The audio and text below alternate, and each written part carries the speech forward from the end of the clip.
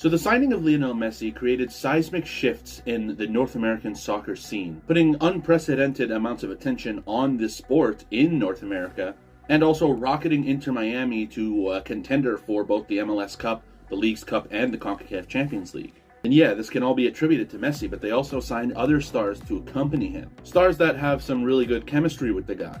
Luis Suarez, Jordi Alba, and now Rodrigo de Paul. Well, this project is still ongoing, so it's hard to determine whether you can consider this a success on field or not.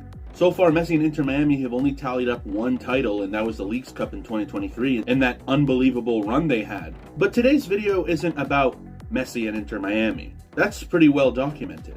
If anything, it's probably the most well-covered team in North America now, thanks to Messi. But when it comes to North American soccer, and in this case, I guess particularly the US, Messi's decision to come to the United States is not itself without precedent among elite footballers from outside of North America. But let's see how these other major stars performed while in the same role as Messi now, just in different time periods, in a different soccer culture.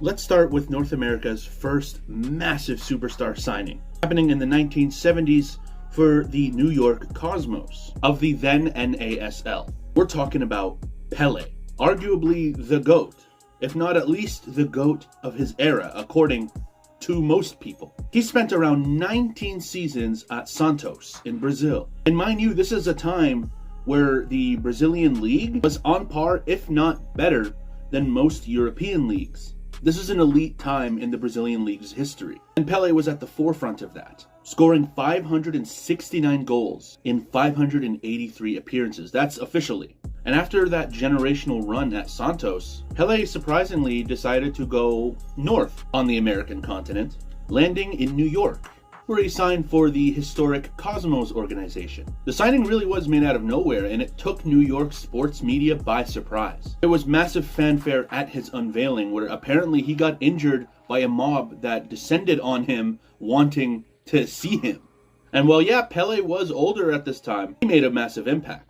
He scored 37 goals in 64 appearances, and he was at the forefront of their 1977 Soccer Bowl victory. Soccer Bowl was the championship game at the time. He was in the squad to defeat the Seattle Sounders, thank God, as the Cosmos lifted the Soccer Bowl.